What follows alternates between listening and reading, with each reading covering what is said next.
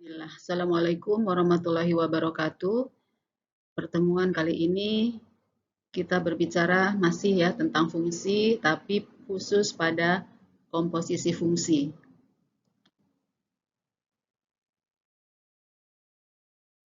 Kita akan mendefinisikan komposisi fungsi. Misalkan himpunan A, B, dan C. Tiga himpunan ini tidak kosong ya. Lalu fungsi F memetakan dari himpunan A ke himpunan B, dan fungsi G memetakan dari himpunan B ke himpunan C.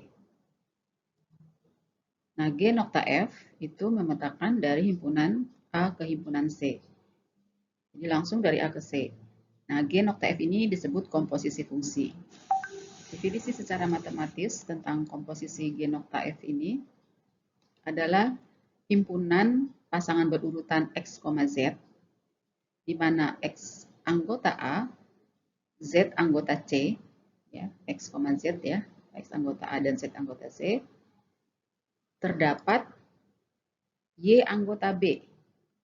Sedemikian sehingga Fx anggota Y dan GY, Fx sama dengan Y dan GY sama dengan Z. Jadi himpunan pasangan berurutan XZ di mana X anggota A, Z anggota C, terdapat Y anggota B sedemikian sehingga Fx sama dengan Y dan GY sama dengan Z. Kemudian teorema yang berkaitan dengan komposisi fungsi. Teoremanya mengatakan begini. Misalkan fungsi F yang memetakan dari himpunan A ke himpunan B dan fungsi G yang memetakan dari himpunan B ke himpunan C, maka komposisi fungsi G nokta F yang memetakan dari himpunan A ke himpunan C adalah juga fungsi. Jadi komposisi fungsi dari fungsi-fungsi juga merupakan fungsi.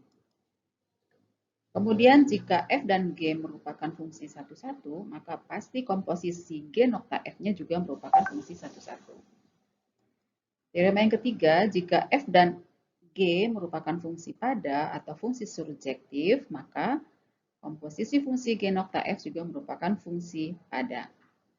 Oke, kita akan membuktikan ketiga teorema ini ya. Untuk teorema yang pertama, ya, kita harus membuktikan dua hal. Ya.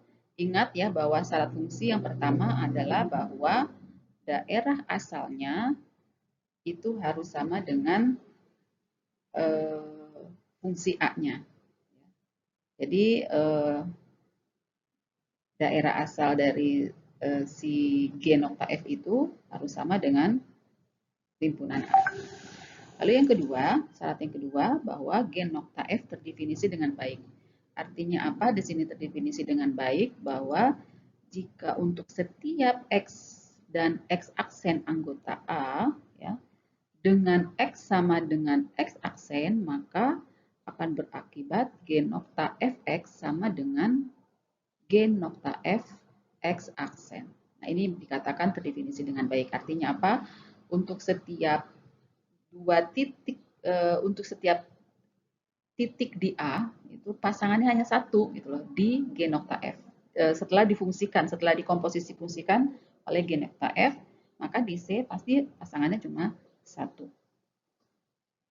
Nah, kita akan membuktikan yang pertama. Untuk membuktikan yang pertama ini juga harus dibuktikan dua hal. Yang pertama adalah D G nokta F itu subset dari A.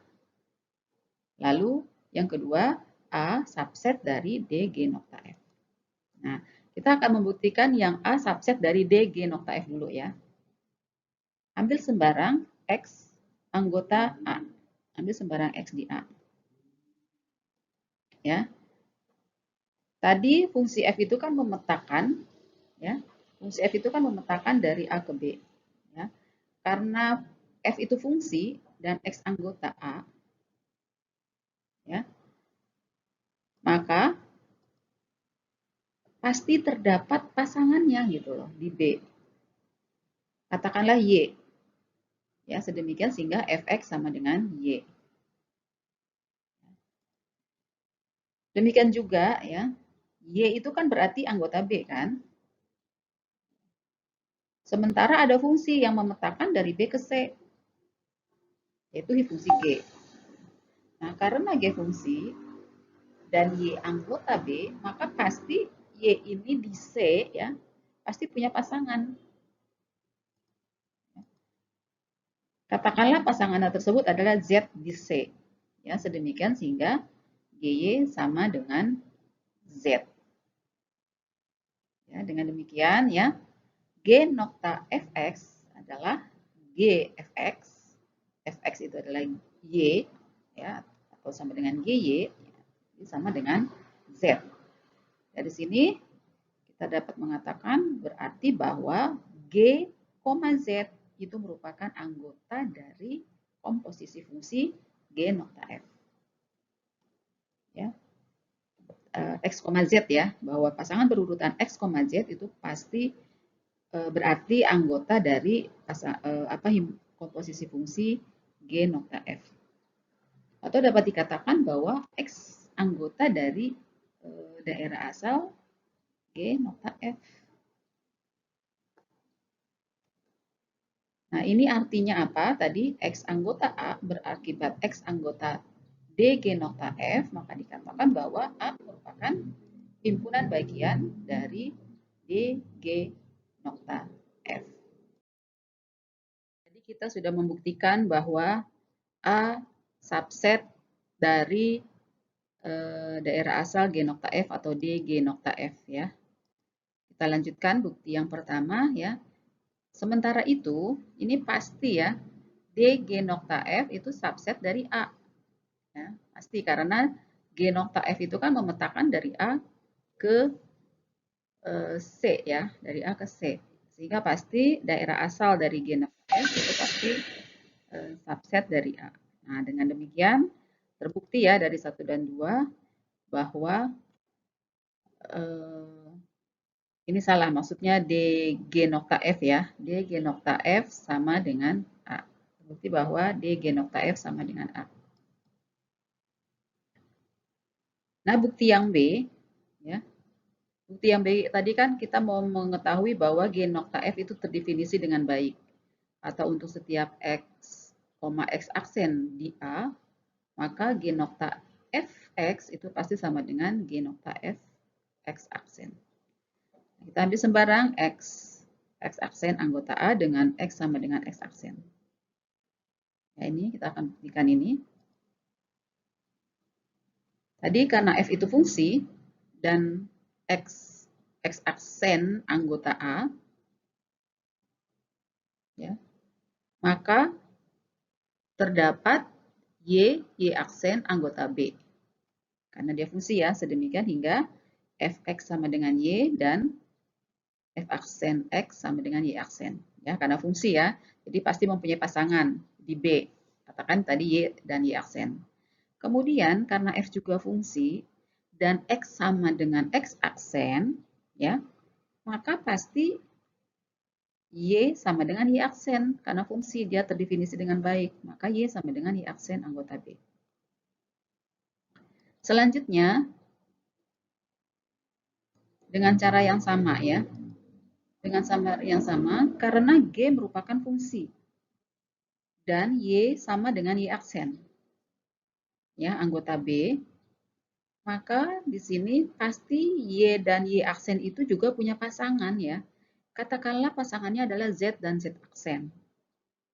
Ya, sedemikian sehingga GY sama dengan Z dan GY aksen sama dengan Z aksen. Nah, tadi karena G fungsi ya dan Y sama dengan Y aksen, ya, karena fungsi maka terdefinisi dengan baik, maka kalau Y sama dengan Y aksen, maka pasti Z sama dengan Z aksen, anggota C. Nah, dari sini ya kita dapat bahwa untuk sembarang X aksen anggota A dengan X sama dengan X aksen, ternyata berlaku Z sama dengan Z aksen. Ya, atau Z itu kan GY. Z aksen adalah GY aksen. Lalu Y itu kan adalah Fx.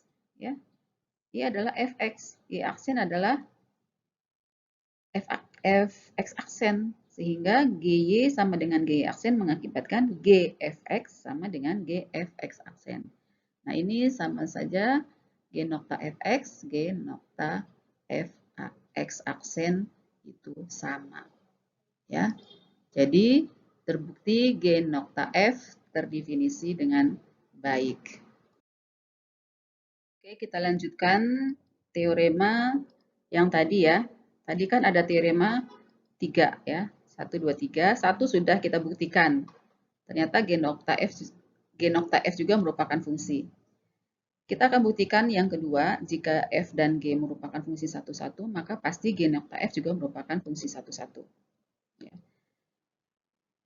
Nah, bukti yang kedua ini ambil sebarang X aksen anggota A, ya, dan G nokta Fx sama dengan G nokta F X aksen. Nanti di sini untuk membuktikan satu-satu ya, G nokta Fx sama dengan G nokta Fx aksen, maka nanti akan terbukti bahwa X sama dengan X aksen. Tadi G nokta Fx itu kan sama seperti ini ya penulisannya, Gfx, G nokta Fx aksen adalah Gf aksen. Nah, karena G merupakan fungsi satu-satu, jadi kalau Gfx sama dengan Gfx aksen, karena G satu-satu, maka pasti Fx sama dengan Fx aksen. Karena satu-satu ya. Kemudian, karena F juga merupakan fungsi satu-satu, di sini Fx sama dengan Fx aksen. Ya, karena F satu-satu, maka pasti X sama dengan X aksen. Jadi dari sini ya, untuk sembarang X aksen anggota A dengan G nokta Fx sama dengan G nokta Fx aksen, ternyata X sama dengan X aksen. Jadi terbukti G nokta F merupakan fungsi satu-satu. Kita akan membuktikan yang ketiga. Ya, jika F dan G merupakan fungsi pada, maka pasti G nokta F juga merupakan fungsi pada. Sini ambil sembarang Z anggota C. Ya. Z anggota C. Untuk membuktikan bahwa G nokta F itu fungsi pada, maka nanti pasti ya kita harus membuktikan ya akan terdapat X anggota A sedemikian sehingga G nokta Fx sama dengan Z. Jadi untuk sembarang fungsi di C, untuk sembarang anggota di C, ya pasti punya pasangannya.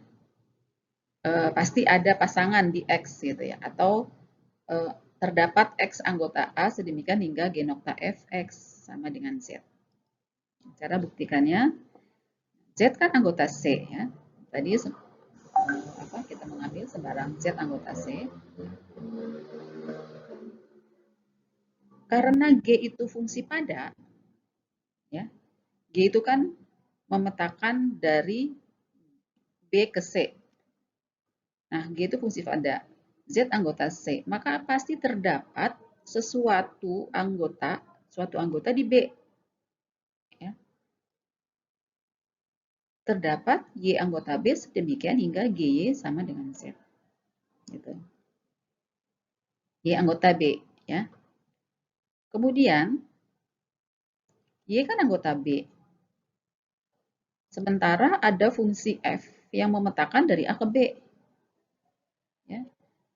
Dan karena F itu fungsi pada, maka pasti terdapat X anggota A sedemikian hingga Fx sama dengan Y. Ya, jadi untuk sembarang ambil anggota di C, katakan Z, pasti terdapat X di A sedemikian hingga Fx sama dengan Y. Nah, ini kalau kita lanjutkan ya. Jadi untuk setiap Z di C, ya, pasti terdapat X anggota A sedemikian hingga GY sama dengan Z. Ya. GY itu apa? Ya, karena tadi Y adalah Fx, sehingga GY itu sama dengan GFX. Jadi GFX sama dengan Z atau G nokta Fx sama dengan Z. Jadi G nokta F merupakan fungsi pada. Sehingga ketiga teorema ini sudah. Ya, terima kasih. Saya akhiri ya. Wassalamualaikum warahmatullahi wabarakatuh.